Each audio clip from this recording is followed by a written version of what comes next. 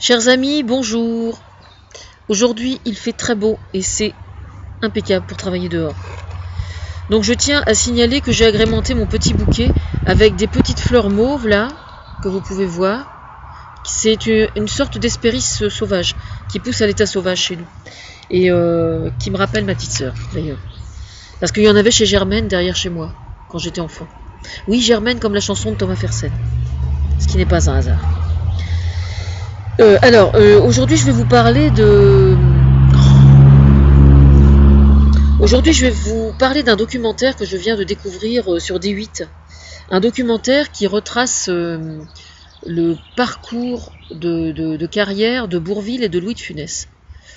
Ce qui est intéressant, c'est que ça répond tout à fait à ce que j'ai toujours moi défendu depuis toutes ces années où j'ai une certaine influence dans le milieu du cinéma, à savoir le rôle thérapeutique du rire. Voilà, je ne fais que montrer une porte qui a toujours été ouverte, je vous signale, depuis le début de l'humanité. Simplement, je pense qu'il est important de ne pas le négliger. Voilà.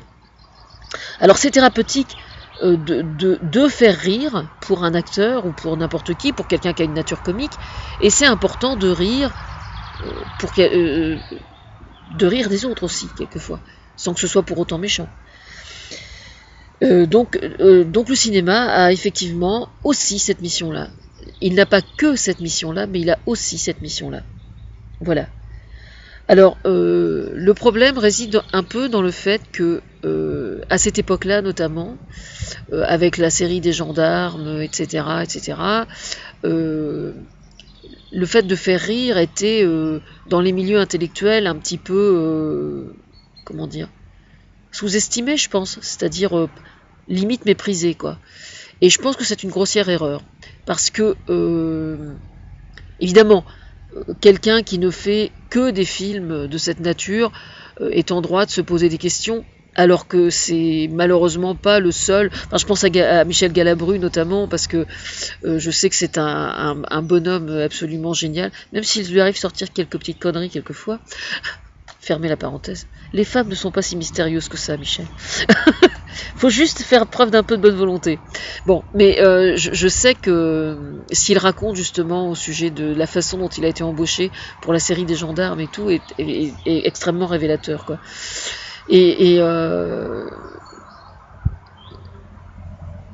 Ce qui importe en fait, quand un acteur se trouve comme ça cantonné dans des rôles où il joue le pauvre couillon de service, quoi, c'est qu'il doit avoir une vie privée beaucoup plus équilibrée probablement que quelqu'un d'autre, quoi.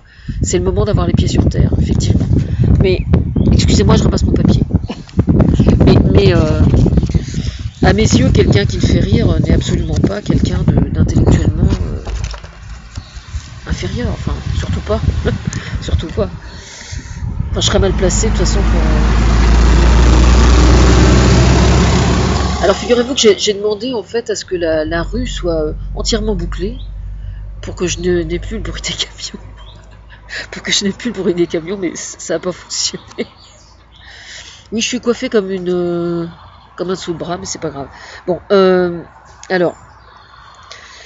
en fait, sur ce documentaire, j'ai énormément de choses à dire, mais ce que je vais faire, pour une fois, j'ai préparé mon intervention vidéo, et donc je vais tâcher de ne rien oublier, mais je vais probablement encore oublier des choses. Alors pourquoi maintenant? Pourquoi ce documentaire arrive-t-il maintenant? Ce documentaire arrive maintenant, enfin Thomas me l'a mis sous le nez aujourd'hui, spécialement, parce qu'il y a le cinéma, le Festival de Cannes qui approche. Et considérant le fait que moi je sois l'inspiratrice de énormément de choses, comme vous le savez, et notamment dans le milieu du cinéma, et que parallèlement je n'ai toujours pas les moyens d'acheter les places de cinéma pour aller voir les films, que je les ai inspirés ou que je ne les ai pas inspirés, du coup Thomas se trouve un petit peu embarrassé pour me faire raccrocher un peu les wagons, quoi. Alors évidemment on a sorti en haut lieu, on a sorti l'artillerie lourde pour que je raccroche les wagons, hein, notamment Carole Bouquet, qui est ambassadrice de, non pas d'Enfance et Partage comme je le croyais, mais de la voix de l'enfant, si j'ai bien compris. Donc c'est Carole Bouquet, mon artillerie lourde qu'on sort pour, pour que je réadopte le Festival de Cannes. Bon. Soit. Donc en fait, le but le but de ce documentaire est de tout simplement démontrer que tous les gens qui travaillent dans le cinéma aujourd'hui sont parfaitement en accord par rapport aux théories que moi j'ai toujours défendues depuis des années par rapport au cinéma. En fait, c'est pour ça que je suis devenue quelqu'un d'aussi incontournable d'une certaine façon, même si ça, de toute façon physiquement je suis déjà incontournable. C'est un peu difficile de passer à côté de moi. Je suis quand même une plantureuse créature, et donc je suis effectivement quelqu'un d'incontournable physiquement. Mais bon, ça m'amène d'autres choses, excusez-moi. Toujours est-il que donc ce documentaire en fait met en avant tout simplement le fait que tout ce que j'ai toujours dit sur le cinéma depuis des années en fait se trouve effectivement dans ce documentaire. Alors en quoi ce documentaire se rapproche-t-il encore plus de moi? Eh bien je vais vous dire. L'un des commentateurs s'appelle Bertrand Dical, et Bertrand Dical est quelqu'un d'extrêmement important dans le milieu de la chanson française, notamment parce qu'il a une admiration absolument sans borne pour un certain Thomas Fersen. Je vous mettrai le lien d'une certaine vidéo à l'occasion et vous verrez à quel point je dis vrai. Il est notamment l'auteur, si je ne m'abuse, du livre La chanson française pour les nuls aussi. Voilà, alors ce qui est intéressant, ce qui est dit notamment et qui est très intéressant, c'est que les classiques du cinéma, évidemment il y a beaucoup de gens qui disent oui mais enfin ils nous repassent toujours les mêmes trucs, etc. etc. Oui, c'est vrai, on peut voir les choses sous cet angle-là. Mais il se trouve que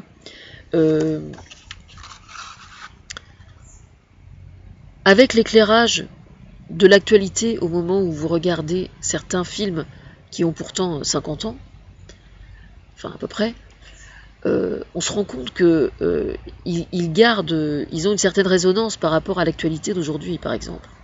Et ça, c'est quand même pas négligeable. Alors, des exemples. Ben, Rabbi Jacob, hein. Rabbi Jacob, c'est vraiment... Et c'est très curieux d'ailleurs que ce soit dit dans le documentaire, parce que justement j'y ai pensé moi, il y a quelques jours.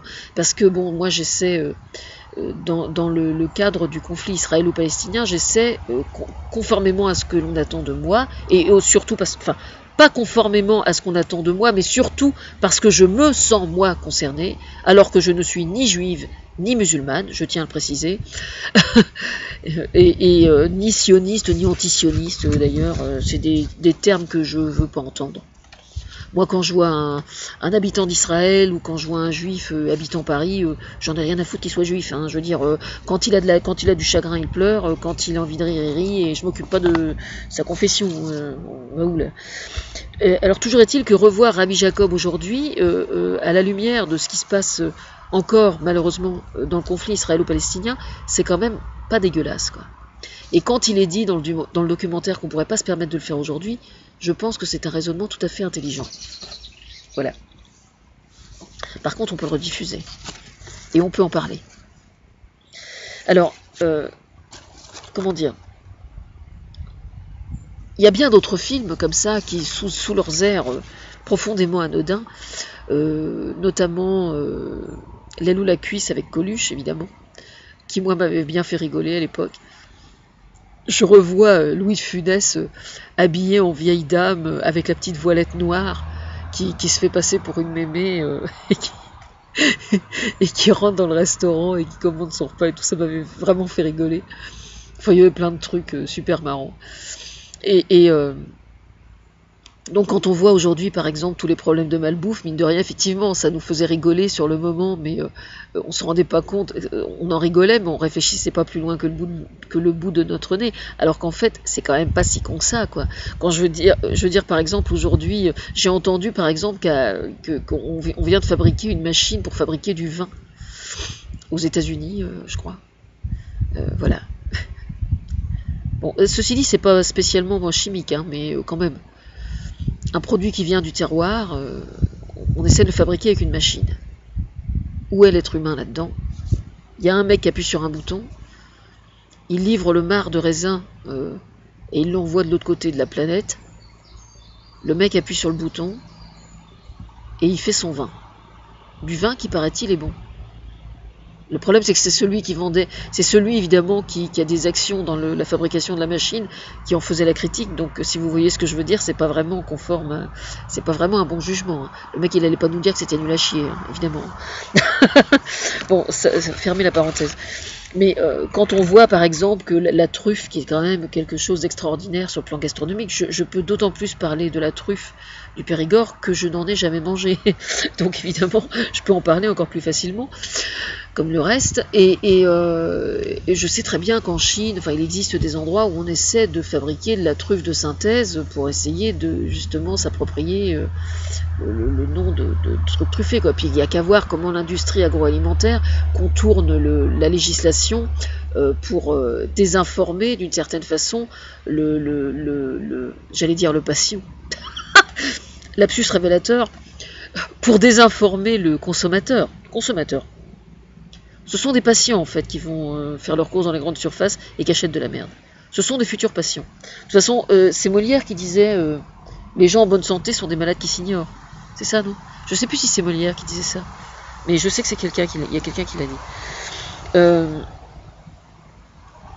Voilà. Alors moi, toutes les analyses qui ont été dites, toutes les choses qui ont été dites pendant tout le film là, je suis parfaitement en accord avec tout ce qui a été dit, et je trouve que ce sont des analyses tout à fait pertinentes. Alors quand je dis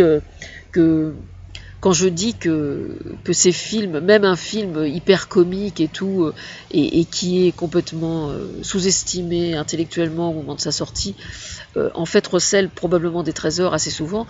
On a l'exemple type avec la soupe aux choux, quoi, mine de rien. Hein. Alors moi, la soupe aux choux, je vais vous dire, j'ai toujours... je reconnais que c'est peut-être pas un chef-d'œuvre de talent, bon d'accord, un chef-d'œuvre de talent, non, chef-d'œuvre d'écriture. Soit. Il n'empêche que moi, j'avais énormément rigolé. Pourquoi? Parce que ces deux vieux, ils me faisaient penser à mon père, bien évidemment. Et je me souviens très bien avoir vu le film avec mon père, et mon père, pendant tout le film, était absolument mort de rire, quoi. Voilà. Et puis les concours de paix, je suis désolée, ça m'a toujours fait rigoler. Voilà. Le pétomane, etc. Oui, ça m'a toujours fait rigoler. C'est comme ça, qu'est-ce que vous voulez que je vous dise, c'est... Voilà. Alors, d'ailleurs, je vous recommande Sous les jupes des filles. Petit clin d'œil à Laetitia Casta. Ça ne mange pas de pain.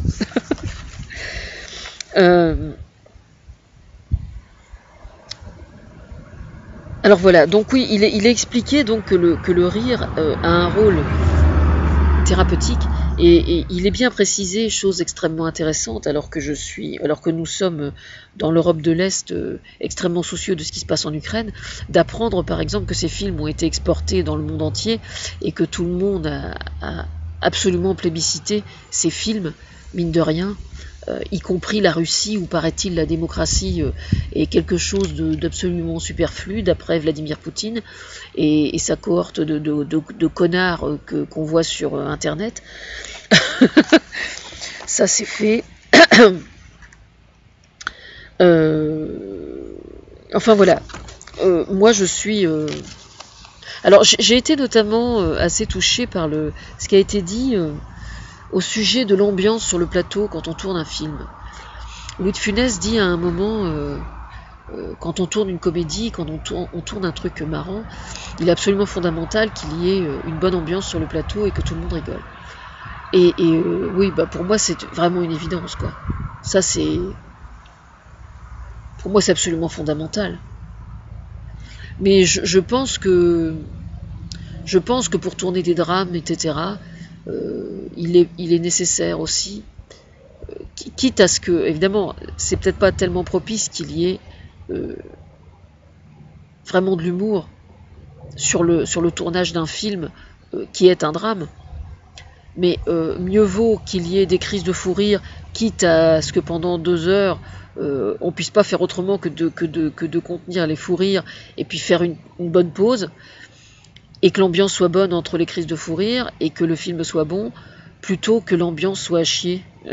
Je pense que si l'ambiance est vraiment mauvaise sur un tournage, ça doit vraiment être un problème. Je parle par expérience, bien évidemment. Mais là, moi, je suis tout à fait partante pour bosser avec certains cinéastes, si ça leur dit, parce que moi, je suis quelqu'un de très... comment dire? Je suis très forte en communication. Et donc, quand il y a quelque chose qui va pas sur un tournage, je sais pas moi, un acteur qui fait la gueule, un problème psychologique parce qu'il y a quelqu'un vachement important qui déconne, qui va pas bien, et puis ça empoisonne tout, etc. Moi, je peux très bien intervenir ponctuellement sur des tournages. Ça me dérangerait pas du tout. Et je suis persuadée que j'arriverai à désamorcer plein de trucs. Voilà. Donc, je propose mes offres. J'offre mon... Comment dire? J'offre mon... Oui, je me caresse le décolleté. J'offre mon aide, voilà. Alors oui, j'ai été notamment très très sensible au fait que le couple Louis de Funès et Bourvil était un couple parfaitement complémentaire et qu'ils se stimulaient mutuellement. Et ça fait absolument aucun doute, je n'ai aucun doute là-dessus. Je pense, moi, de toute façon, que quand les acteurs jouent, il est absolument indispensable, quand deux acteurs jouent ensemble, qu'il y ait vraiment une estime, au minimum, une estime véritable entre les deux, et au mieux, une réelle amitié, quoi. Pour moi, c'est juste fondamental. Que ce soit pour jouer quelque chose de tragique, ou que ce soit pour jouer autre chose. Je comprends vraiment pas comment on peut envisager les choses autrement. Voilà. Alors, pour ceux qui se posent des questions par rapport à Thomas Fersen et moi je suis un clown, bon ça c'est... Ma mère qui est tout le temps en train de râler parce que je fais tout un tas de choses qu'elle n'approuve pas ou qu'elle ne comprend pas, régulièrement elle me dit quand même t'es quand même celle qui ressemble le plus à ton père. Et puis elle me dit, mais pourquoi t'es pas clown dans les hôpitaux? Je te verrais bien clown, je te verrais bien clown. Elle me le dit régulièrement.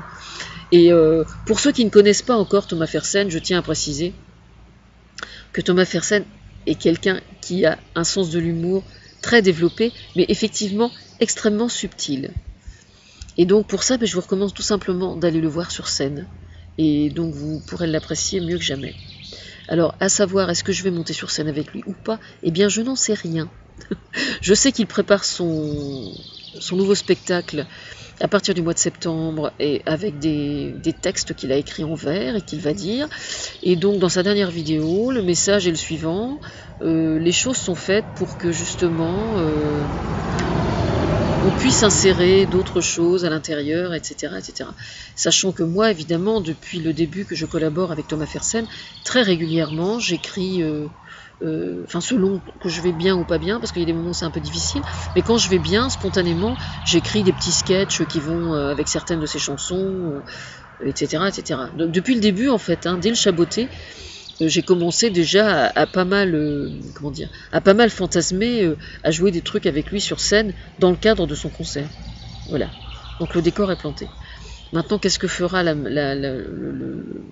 cocktail? À quel point le cocktail sera-t-il explosif? Je ne peux pas vous dire encore. Voilà. Alors, sinon, côté cinéma, je vais quand même vous dire où j'en suis. J'avais écrit une petite histoire pour faire un court-métrage, parce que quand on n'est pas du tout professionnel, je considère qu'il faut commencer petit, c'est extrêmement important de garder les pieds sur terre.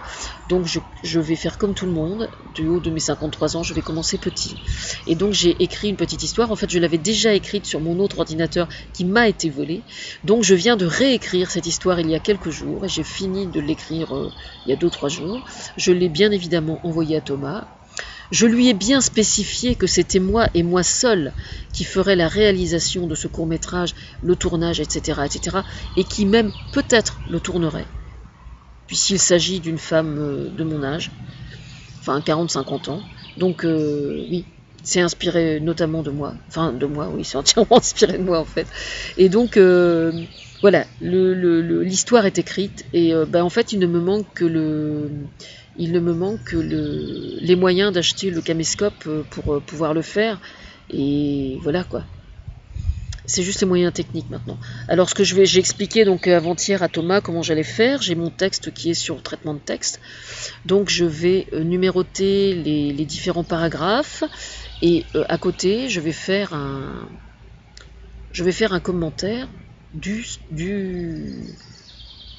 l'histoire. Voilà, c'est-à-dire préciser très exactement les différents plans et tout, comme quand je fais un chemisier à fleurs et que je fais de la couture, comme quand je crée une plate-bande de Vivace, comme quand j'élabore une recette de cuisine, que je pars par exemple d'une recette du livre et que bien évidemment au bout d'une heure je me retrouve avec un truc qui n'a absolument rien à voir, mais qui est tout à fait comestible.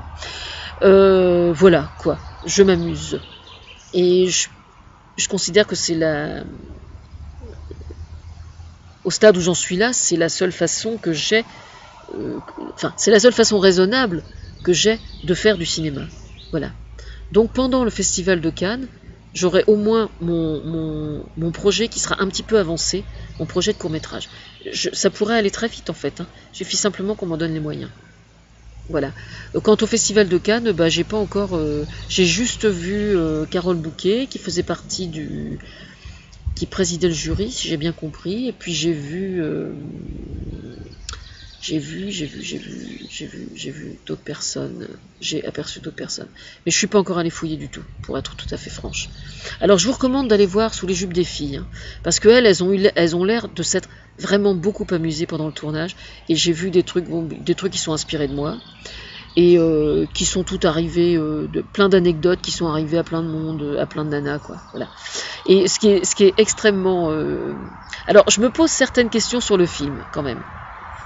Je n'aurai la réponse que quand je serai allé le voir, évidemment, mais je ne suis pas encore allé le voir. Mais je vais quand même vous dire.